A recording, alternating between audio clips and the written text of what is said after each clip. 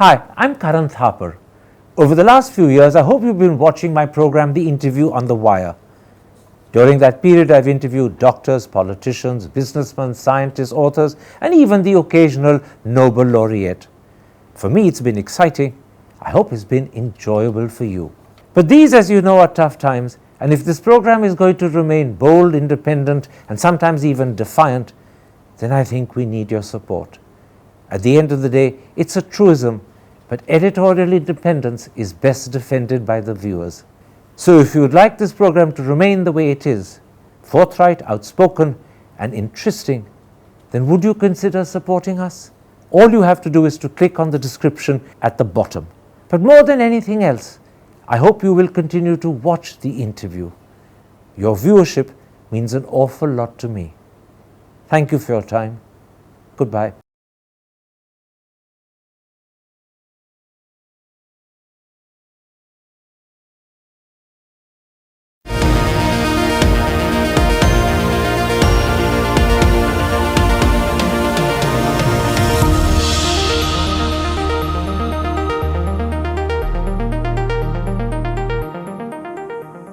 Hello and welcome to a special interview for The Wire. As India celebrates 75 years of independence, how justified are our boasts? And how much attention do we need to pay to our errors, lapses, and mistakes? Those are two of the issues I shall raise today with someone who's widely considered modern India's foremost historian. He's also a biographer of Mahatma Gandhi, the well-known author and columnist Ramachandra Guha. Ram Guha, before I come to specifics and details, let me ask you to set the scene with your overview of the last 75 years. In 1947, India made a tryst with destiny. How effectively have we redeemed that pledge? So Karan, 15 years ago, on the 60th anniversary of India's independence, I wrote a book called India After Gandhi, which ended by my concluding that India was a 50-50 democracy, by which I meant that in some respects, such as free and fair elections, free movement of people, many parties competing, we were democratic. In other respects, for example, inequality, imperfect institutions, we were not democratic. So I said we were a flawed democracy, and I gave an arithmetical verdict, 50-50.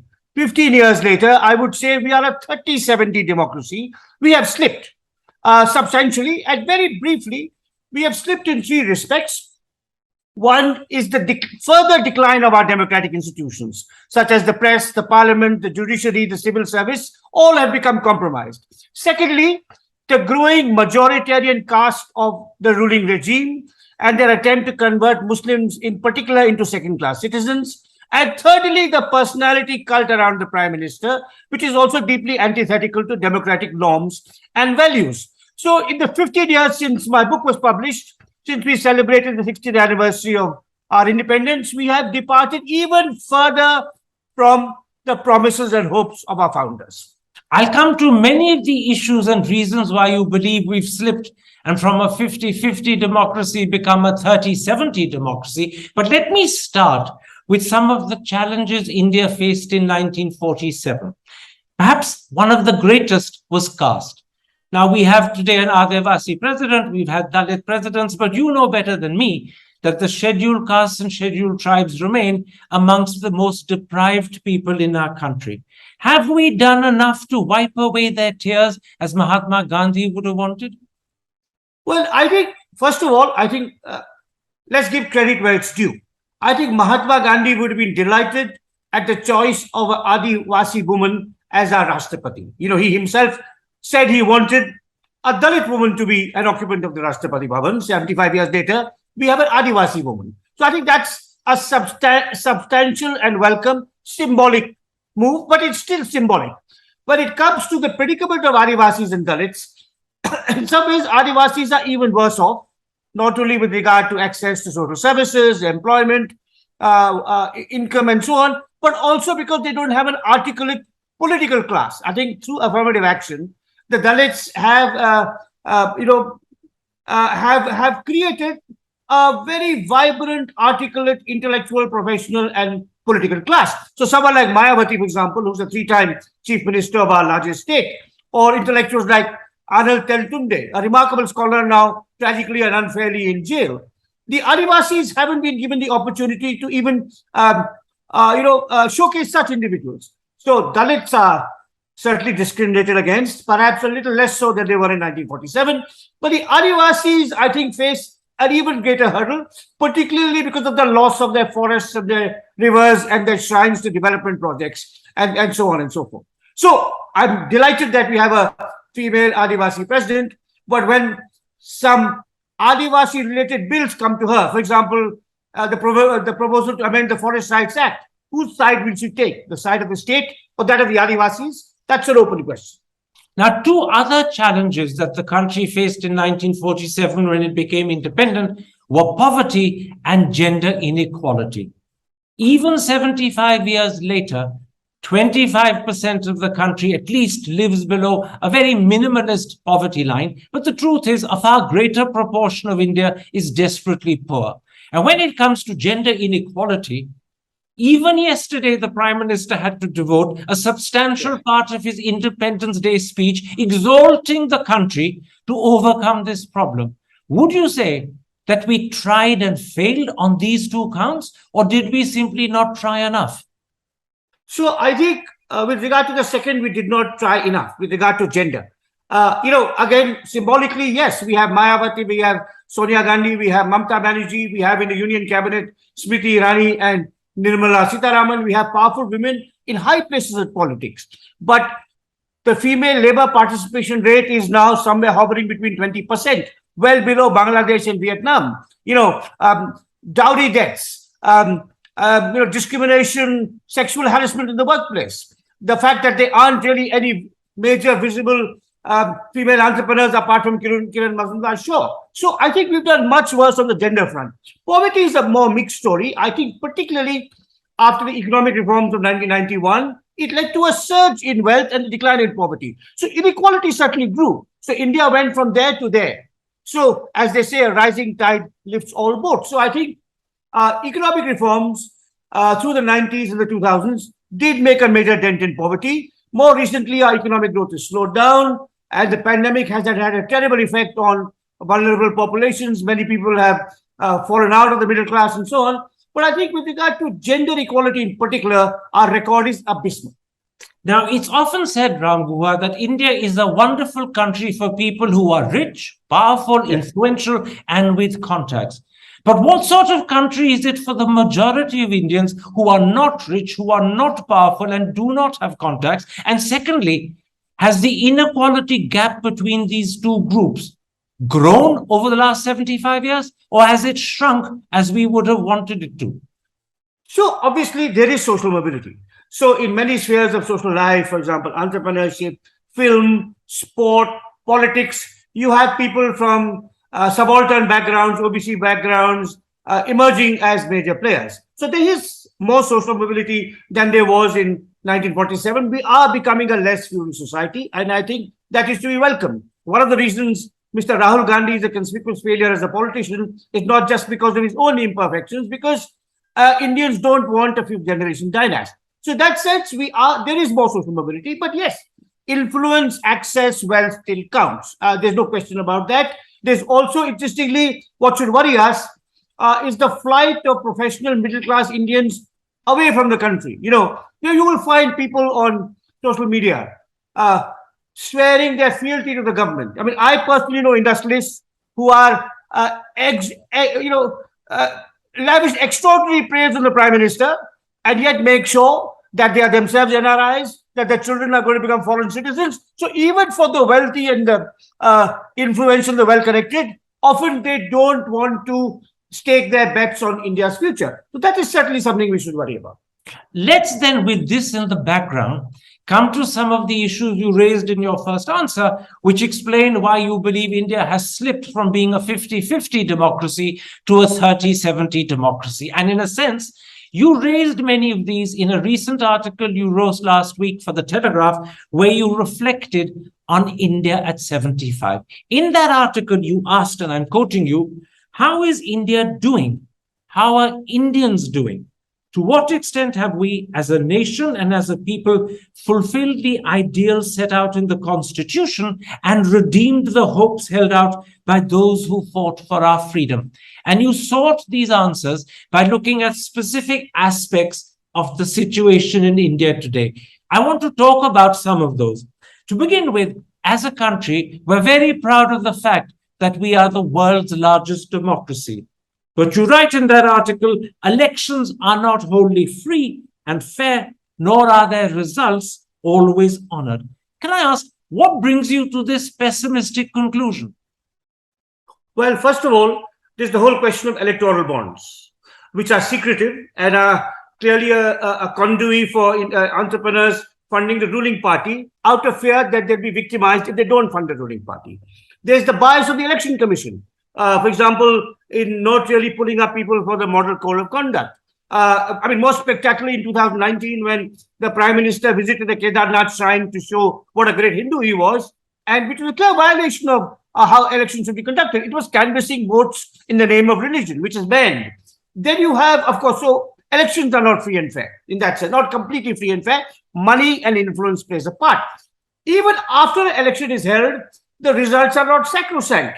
Look at what happened in my home state, Karnataka, or in Madhya Pradesh, or in Maharashtra, three large states of the union where non-BJP governments were replaced by BJP governments, not because of ideology, but because of inducements. And the figures that are quoted nowadays for MLAs changing hands, I don't know how reliable they are, but people talk about 40, 50 crores. So, if people can be bought and sold so easily, that means even the election result is not sacrosanct. Apart from MP and Maharashtra and Karnataka, which are three large states, similar things have happened in Goa, in Manipur. They have been attempted in Jharkhand, in Rajasthan.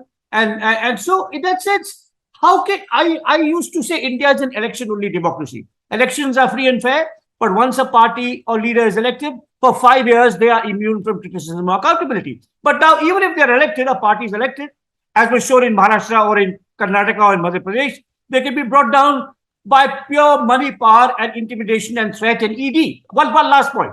When the new Maharashtra government was sworn in, headed by Eknath Shinde and Devendra Fadnavis, as one opposition MLA joked, this is a E plus D equals Enforcement Directorate ED. Right. So, if this is the state to which even elections are reduced to, if their results are at all not honored, then I think we have come to a sorry pass. So, in a nutshell, what you called once an election-only democracy now has elections that themselves are questionable. The outcome is not honored, and therefore, even that qualification is itself being further qualified. Absolutely. Now, your second concern in that article for the Telegraph is what you call the suppression of dissent. Today, the Unlawful Activities Prevention Act, the Law of Sedition, even the Money Laundering Act are used to punish dissenters, to target the opposition, and sometimes to imprison critics. Tell me, is this something that's been increasingly happening in the last 8 years, far more than it happened in the preceding 67? Well, I think the Congress laid the groundwork. The UEAPA is a Congress Act. The PMLA is a Congress Act. The FCRA, which squeezes NGOs, which take foreign funds, is a Congress piece of legislation. The BJP has strengthened these pieces of legislation, used them far more ruthlessly to suppress and squeeze dissent. But the Congress cannot escape blame. So, I emit a hollow laugh when someone like Mr. Chief P. Chidambaram criticized the present government because it was under his regime as Home Minister that many of these things came. Even Manmohan Singh is not exempt from blame. When the protests against the Kudankulam nuclear power plant happened, some 10,000 fisher folk and villagers were hauled up for sedition. So this goes back a long time. The suppression of dissent goes back a very long time, arguably to the First Amendment to the Constitution, which amended Article 19, making free speech more difficult. And you know very well because you know the Ramesh Thapar case and so on. So it goes back a long time, but this regime is far more ruthless and brutal in implementing and using these forms of legislative protection. And of course, they had the support of the courts, which previous governments did not have to the same extent. So the groundwork, if I can use that phrase, was laid by Congress, but this regime is actually using it far more ruthlessly and far more effectively. So it's the Congress on steroids when it comes to suppressing dissent.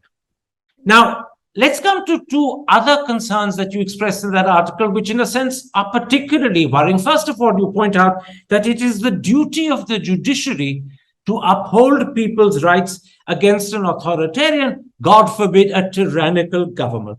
But you feel the Supreme Court is failing to do so because increasingly it sides with the state against the citizen. Can you explain this point a little further? So first of all, it's not just me, it's leading constitutional scholars such as Pratap Bhanu Mehta, Gautam Bhatia, Tarunab Khaitan, Madhav Khosla, Anuj Bhovania. I urge your viewers to read the writings of these fine constitutional scholars. It's leading advocates in the Supreme Court who have practiced there for many decades, such as Dushyant Dave, for example, who has given you interviews, very good and focused interviews on this kind of question. So the court was always timid. Now it has become pro-state and pro-executive.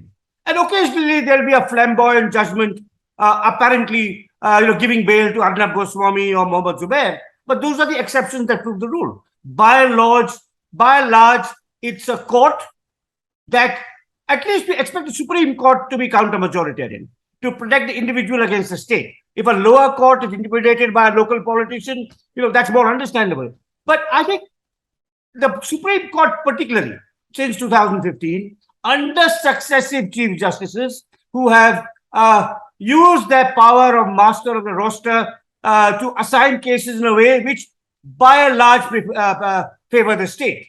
I think that's a deeply worrying trend. I mean, if we can't count in the court, look at the case of Siddiq Kappan. I was reading a report in the Telegraph today about on Siddiq Kappan's 9-year-old daughter, who gave a speech in a school in Kerala on Independence Day and freedom and dissent and what it means. Extraordinarily brave speech by a young girl whose father was jailed just because he went to cover a case and because he happens to be Muslim and has been kept in jail for so long without the courts giving him any relief at all. Now, what kind of justice is this? Absolutely. Now, perhaps one of the most worrying concerns is India's treatment of its Muslim citizens. Their representation in parliament and the public services is abysmally low. Politicians today call them termites, Babar ki aulad, and repeatedly tell them to go to Pakistan. Dharm Sansads threaten them with genocide, and the government is conspicuous by its deafening silence. Tell me, is this the future India promised its Muslim citizens in 1947? It's an utter and total betrayal of our Muslim citizens. We told them in 1947, by we I mean Gandhi, Nehru, Patel, and the Congress government at the time, told them, you are free to live here. However Pakistan treats its Hindu and Christian and Sikh minority, you will have full freedom and the rights of equal citizenship. And that they took us at our word. They stayed behind. Through the 50s and the 60s, there weren't many communal rights. They were able to practice their professions, join the workforce, be lawyers, doctors, and so on. And from the 70s onwards, again, this is a rather long history. One, again, should not lay everything at the feet of the current regime. From the 1970s onwards, you had episodic communal riots in which, outside of Kashmir, Muslims were the main sufferers. In every other state of the union where there was Hindu-Muslim conflict, Muslims were the sufferers. Kashmir was the sole exception, where, of course, the Hindu Pandits were the main sufferers of communal conflict and violence. So it's been going on steadily, and it's accelerated because it's become explicit under this regime. It's the Home Minister, the Chief Minister of our largest state, who calls Muslims names. And the Prime Minister occasionally also adds to it. For example, his remark about Shamshan Ghat and Kabristan, or his remark that I can recognize the CA protesters by their clothes. Or his absolute silence when it comes to lynching. So it's become legitimate in this regime. It's endorsed by the most powerful politicians. The stigmatization and demonization of Muslims. It is rife on social media.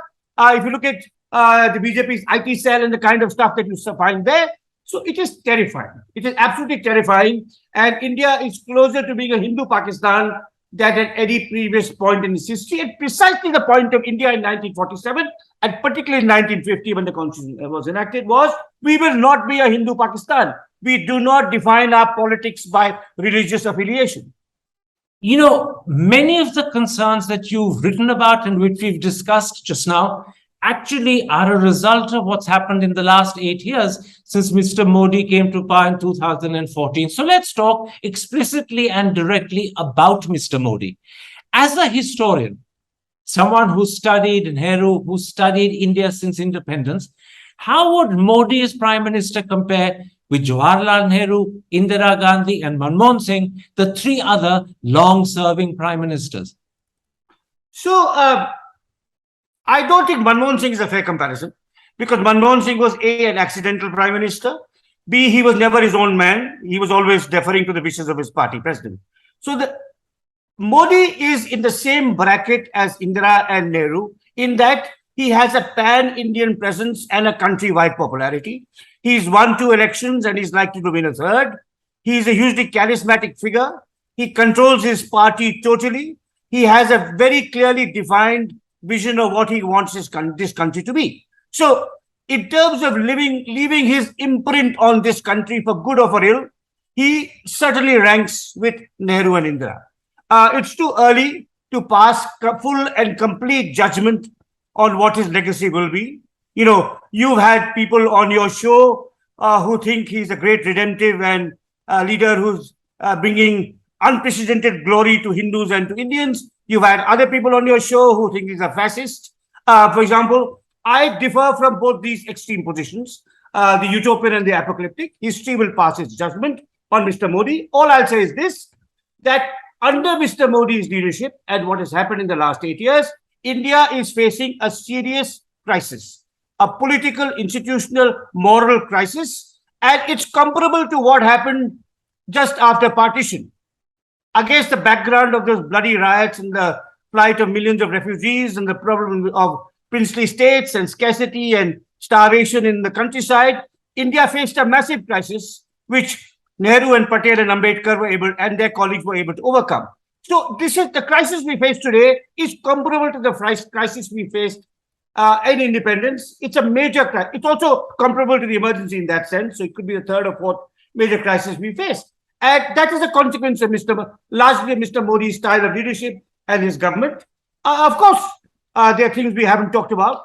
For example, the North-South divide, the fact that things are much better in my part of the country when it comes to communal harmony, gender equality, entrepreneurship, education, the rights of minorities. So India is a complicated country. It operates at different levels. I've already spoken about the fact that the feudal ethos of our politics is changing, which is good. I think dynastic politics is bad. I think Mr. Modi's great advantage, politically speaking, is that he's not a dynast. But he has used his ascendancy to further his party's majoritarian agenda and to further his personality cult. Again, if I may relate a personal anecdote, one of our most respected philanthropists, I will not name, told me sadly some months ago, he said in 2014, Mr. Modi came in with such goodwill. You know, we had forgiven him for 2002. We thought he's a reformer. We thought he's a self-made man. We thought he represents the rights of the states. And he came in with so much goodwill and he's thrown it all away in the interests of his party's majoritarian agenda and his own obsession with the cult of his personality. So his ideology and his narcissism has undermined whatever good he could have done for this country. How do you respond to the view that under Mr. Modi, a new ruling class has come to power in India? The English educated elite of the 40s, 50s, perhaps the 60s has given way to people who come from small towns, often caste-deprived backgrounds, whose education has not been in English, but in various Indian languages. And it's said that this new ruling class is far better rooted in the soil of India than the one it's replaced.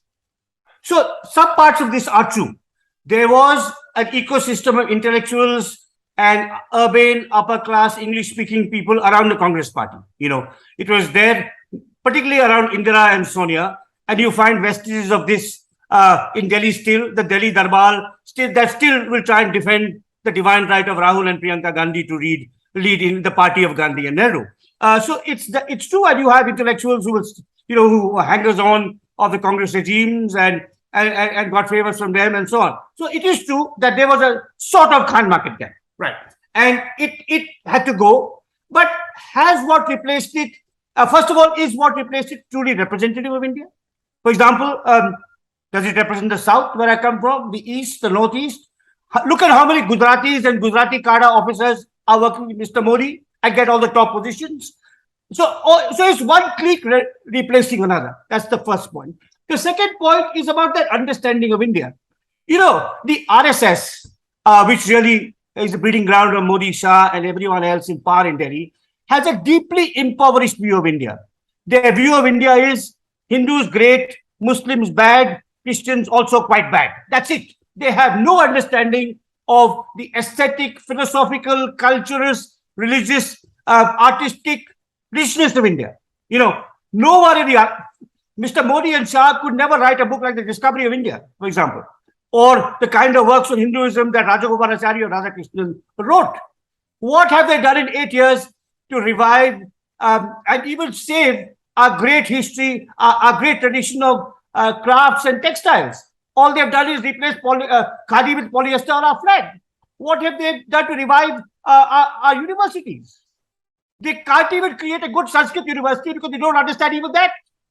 All their Hinduism essentially is demonizing minorities. It's a deeply impoverished understanding even of India's major faith. So yes, the old cronyism and chamchagiri of the Congress party had to be replaced. But has it been replaced by something truly inclusive or by just another clique drawn from people around Gujarat? That's one question you should raise. The second question one should raise is, for all their claims to authenticity, how much do these people really understand about Indian culture and Indian civilization? I mean, Jawaharlal Nehru's Discovery of India, written in jail, with the help of people like Azad and Kriplani and Rajendra Prasad and others he talks about, I think shows a far deeper, the so-called Anglicized Jawaharlal Nehru had a far deeper and richer and more subtle understanding of the great civilizational richness of India than any of these guys can ever display. Now, Mr. Modi believes India is a Vishwa Guru. In June, he said, the world today is looking at India's potential and praising its performance. Yesterday, in his Independence Day speech, he devoted a very substantial amount of time about how the world looks up to India, how the world has expectations of India. And once again, the theme was India as Vishwa Guru. But the question I want to ask you is a simple one. Is the world really looking up at India, or are they more concerned about the direction India is taking under Mr. Modi? And connected to that, let me ask, is India's international standing higher today, or was it actually higher in the 40s and 50s under Nehru? So I think, Karan, I'll answer your second question first. Our international standing is very low. If you just look at some of the indices I quote in my book, you know, the hunger index, the gender gap index, the press freedom index, the democracy index, and I quote in my article in the Telegraph, and in many more such indices listed in Akar Patel's book, Price of the Modi Years. So we are steadily slipping on all global indices. So we are certainly, the world is not looking at us with wonder and admiration. Secondly, Mr. Modi's great good luck is the West fear of China, which means that America in particular the American government in particular will never criticize India for its human rights excesses because it thinks it needs India against China. But we Indians who live here should know where we are, how free we are, what the state of our democracy is, what the state of our Muslim minority is, what the state of our women is, what the state of our Adivasis is, what the state of our institutions is, how Tibetan judiciary is. Anyone with eyes can see where we are going. Anyone with eyes and who does not have blind faith in this leader of ours, in this megalomaniac leader of ours, can see where we are going. So I think that's what I try to do in my article. I'm now currently revising my book, India After Gandhi, which will have a long section, a scholarly detached assessment of the last 8 years and where we are going, seen against the broad sweep of Indian history of the last 75 years. And to reiterate what I said a little while ago, Karan, we are facing currently probably the third major crisis of the Republic, the first being immediately after partition, the second being the emergency, and the third being the one we're living through at present. So what you're also saying is that India is not a Vishwaguru. India is instead a country that's a convenient ally and friend to have when China is the dominant threat. Is that right? That's where it comes to America, yes. Now, we've had larger than life prime ministers before. Jawaharlal Nehru, Indira Gandhi are two. But do you see a worrying cult of personality developing around Narendra Modi today? You hinted at this in your first answer. Tell me more. Of course, there's no question about it. I mean, if you just look at, Modi is, Indira Gandhi had one Devakanta Barua who said India is Indira and Indira is India. Modi has dozens. Cabinet ministers, even Supreme Court judges compete with each other to lavish more and more sycophantic praise on Mr. Modi. I mean, Mr. J.P. Nadda, what he writes about Modi, what Venkaiah Naidu writes about Modi, what Amit Shah says, what Hardeep Puri cannot write a newspaper article without beginning and ending by praising Mr. Modi. Similar with Mr. M.J. Akbar, our industrialists are utterly sycophantic because they know that's the only way to get ahead in this regime is to flatter our Prime Minister. And the most devastating, many people talk about the COVID certificate with Modi's photograph, which has made us, far from being a Vishwaguru, a laughing stock outside India when you show this. Anywhere you go, as you might know. Right. But more than his face in the COVID certificate, the most striking manifestation of his extraordinary megalomania is to have a cricket stadium named after himself. The Narendra Modi Stadium in Ahmedabad. Nehru would never have countenanced that. Even Indira Gandhi did not dare do this. By having a sports arena named after himself while he's alive and is in power, Modi has joined the ranks of Mussolini, Hitler, Saddam Hussein, Kim Il-sung, Gaddafi, and characters like that. And of course, appropriately, without irony, it's a cricket stadium where bowlers bowl from the Adani end and alternately from the Adani end and the Reliance end. Now, this is, it's ironical that it's these two very powerful and favored industrialists who are part, of course, leading this chorus. So I think it is the largest personality cult in human history. And if history teaches us anything, it is that personality cults are bad for the country which creates them. The cult of Mao was bad for China. The cult of Mussolini was bad for Italy. The cult of Gaddafi was bad for Libya. The cult of Castro was bad for Cuba. And the cult of Modi will be bad for India. It's already being bad for India. We're coming to the end of this interview, but there are two questions that I want to ask you. If Nehru, Gandhi, Sardar Patel were alive, would they be proud of the country India has become, or would they have deep concerns and perhaps even serious criticisms? So I'll add a fourth name to that list, who is B.R. Ambedkar, who in my view was as great and as great an Indian and institutional builder, and as a thinker as original as Gandhi and Tagore, without question. If you just read Ambedkar's last speech to the Constituent Assembly and his warnings there about the dangers of a cult of personality, and on the other hand, of social democracy being as important as political democracy. When he says there, we have with this constitution, one person, one vote. When will we get one person, one value? And if you juxtapose to Ambedkar's worry about social democracy, social and economic democracy, juxtaposed to that, Nehru's and Gandhi's deep and abiding commitment to interfaith harmony, you'll see how far we are from the vision of our founders. So are you saying that these four, Gandhi, Nehru, Ambedkar and Patel, would not be proud of the country India has become 75 years after independence? I can't ventricleize on their behalf. They've all been dead many decades. But I have studied their works and lives carefully. So if I was to put it in impersonal terms, not in terms of have we achieved Gandhi's vision or Patel's vision or Ambedkar's vision or Nehru's vision, have we achieved the ideals of the Indian Constitution? As I said, in 2007, I felt we were only halfway there. Today, I feel we have slipped even further and we are probably a quarter of the way there. Okay. My last question.